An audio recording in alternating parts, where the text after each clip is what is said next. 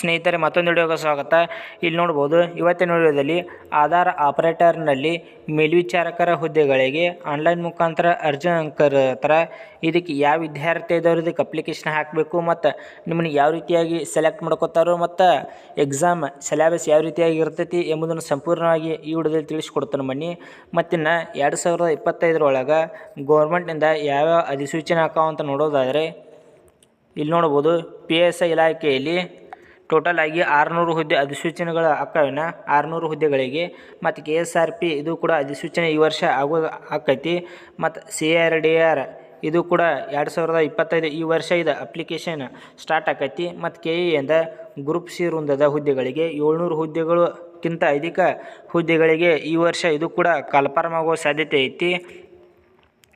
ಮತ್ತು sub inspector ಮತ್ತು guard ಅಂದ್ರೆ ಅಬಕಾರಿ ಇಲಾಖೆಯಲ್ಲಿ ಈಗಾಗಲೇ ಶಾರ್ಟ್ ನೋಟಿಸ್ ಬಿಟ್ಟಿದ್ದಾರೆ. ಅದನ್ನು ಕೂಡ ವಿಡಿಯೋ ಮಾಡಿ ತಿಳಿಸಿದನು. ಅದನ್ನು ನಮ್ಮ ಯೂಟ್ಯೂಬ್ ಚಾನಲ್ ಒಳಗೆ ಈಗಾಗಲೇ ಅಪ್ಲೋಡ್ ಮಾಡಿನು. ಮತ್ತು ಯಾರು ನೋಡಿಲ್ಲ ಅದನ್ನು ಹೋಗಿ ನೋಡಿರಿ.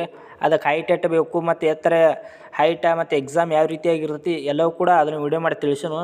ಮತ್ತು ಅಸಿಸ್ಟೆಂಟ್ ಪ್ರೊಫೆಸರ್ ಮತ್ತು ಹೈಸ್ಕೂಲ್ ಟೀಚರ್ಸ್ ಈ ರೀತಿಯಾಗಿ ಮತ್ತು FDSD 1600 ಅಧಿಕ ಹುದ್ದೆಗಳು ಈ ವರ್ಷ ಕನ್ಫರ್ಮ್ ಆಕ್ಕಾವು. ಮತ್ತು ಇವೆಲ್ಲ ಅಪ್ಲಿಕೇಶನ್ ಡೇಟ್ ಸ್ಟಾರ್ಟ್ ಆದ್ರೆ ಅವುಗಳನ್ನು ಕೂಡ ವಿಡಿಯೋ ಮಾಡಿ ತಿಳಿಸ್ತಾನು. ಅದಕ್ಕೆ ಕ್ವಾಲಿಫಿಕೇಷನ್ ಏನೇನು ಬೇಕು ಎಲ್ಲವೂ ಕೂಡ ಸಂಪೂರ್ಣವಾಗಿ ತಿಳಿಸ್ಕೊಡ್ತಾನು. ಇಲ್ಲಿ ನೋಡ್ಬೋದು, ಆಧಾರ್ ಆಪರೇಟರ್ನಲ್ಲಿ ಎಷ್ಟೆಷ್ಟು ಎಲ್ಲೆಲ್ಲಿ ಪೋಸ್ಟ್ಗಳು ಖಾಲಿದಾವ ಅಂತ ನೋಡೋದಾದರೆ, ಇಲ್ಲಿ ನೋಡ್ಬೋದು, ಇಲ್ಲಿ ಬಾಗಲಕೋಟೆಯಲ್ಲಿ 1 ಪೋಸ್ಟ್ ಖಾಲಿ ಇರ್ತೈತಿ. ಮತ್ತು ಬೆಳಗಾವಿಯಲ್ಲಿ 1 ಪೋಸ್ಟ್ ಖಾಲಿ ಇರ್ತೈತಿ. ಮತ್ತು ಚಿಕ್ಕಮಗಳೂರಿನಲ್ಲಿ 1 ಪೋಸ್ಟ್ ಖಾಲಿ ಇರ್ತೈತಿ. ಮತ್ತು ಗದಗನಲ್ಲಿ 1 ಪೋಸ್ಟ್ ಖಾಲಿ ಇರ್ತೈತಿ. ಕೊಪ್ಪಳನಲ್ಲಿ 1 ಪೋಸ್ಟ್ ಖಾಲಿ ಇರ್ತೈತಿ.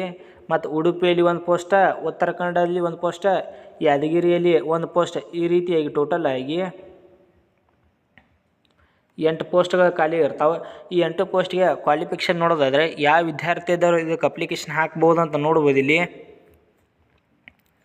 ಇದಕ್ಕೆ ಸೆಕೆಂಡ್ PUC ಪಾಸಾದವರು ಇದಕ್ಕೆ ಅಪ್ಲಿಕೇಶನ್ ಹಾಕಕ್ಕೆ ಎಲಿಜಿಬಲ್ ಇರ್ತೀರಿ. ಆರ್ಟ್ಸ್ ಆಯ್ತು, ಕಾಮರ್ಸ್ ಆಯ್ತು, ಸೈನ್ಸ್ ಆಯ್ತು, ಈ 3 ವರ್ಗದ ಅಭ್ಯರ್ಥಿಗಳು ಇದಕ್ಕೆ ಅಪ್ಲಿಕೇಶನ್ ಹಾಕ್ಬೋದು. ಅದೇನಾರ ಆಗಿದ್ದಿಲ್ಲ ಅಂದ್ರೆ ನಿಮ್ಮದು 10th ಪಾಸ್ ಆಗಿರಬೇಕು ಮತ್ತು 2 years ITIನಲ್ಲಿ ಕಂಪ್ಲೀಟ್ ಆದವ್ರು ಇದಕ್ಕೆ ಅಪ್ಲಿಕೇಶನ್ ಹಾಕಕ್ಕೆ ಎಲಿಜಿಬಲ್ ಇರ್ತೀರಿ. ಮತ್ತು ಅದು ಏನಾದರೂ ಆಗಿದ್ದಿಲ್ಲ ಅಂದ್ರೆ ನಿಮಗೆ 10th ಪಾಸಾಗಿ 3 years ಡಿಪ್ಲೊಮದಲ್ಲಿ ಪಾಸಾಗಿರ್ಬೇಕು ಅಂಥವ್ರು ಇದಕ್ಕೆ ಅಪ್ಲಿಕೇಶನ್ ಹಾಕೋರಿ. ಮತ್ತು ನಿಮಗೆ ಸ್ಟಾರ್ಟಿಂಗ್ ಡೇಟ್ ನೋಡೋದಾದ್ರೆ ಇಲ್ಲಿ ನೋಡ್ಬೋದು, 4/1/2025 ಅಪ್ಲಿಕೇಶನ್ ಡೇಟ್ ಸ್ಟಾರ್ಟ್ ಆಗೈತಿ. ಮತ್ತು ಇದು ಅಪ್ಲಿಕೇಶನ್ ಡೇಟ್ ಈಗಾಗಲೇ ಸ್ಟಾರ್ಟ್ ಆಗೈತಿ.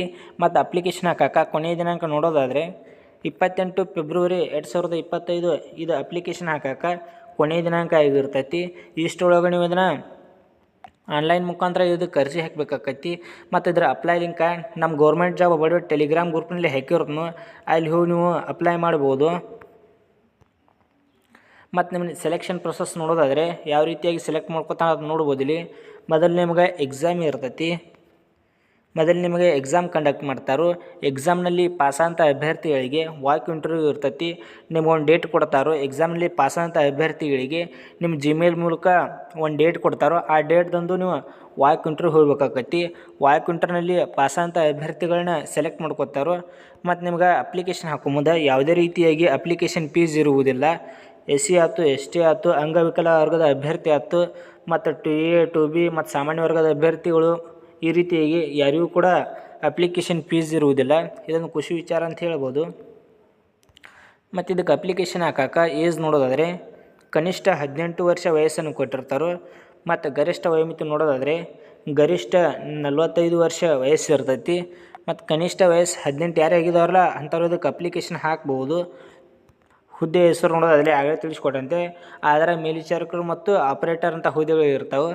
ಮತ್ತು ಈ PDF ಅಪ್ಲೈ ಲಿಂಕ್ ಎರಡೂ ಕೂಡ ನಮ್ಮ ಟೆಲಿಗ್ರಾಮ್ ಗ್ರೂಪ್ನಲ್ಲಿ ಹಾಕಿರ್ತಾನು, ಅಲ್ಲಿ ಹೋಗಿ ನೀವು ಅಪ್ಲೈ ಮಾಡ್ಬೋದು.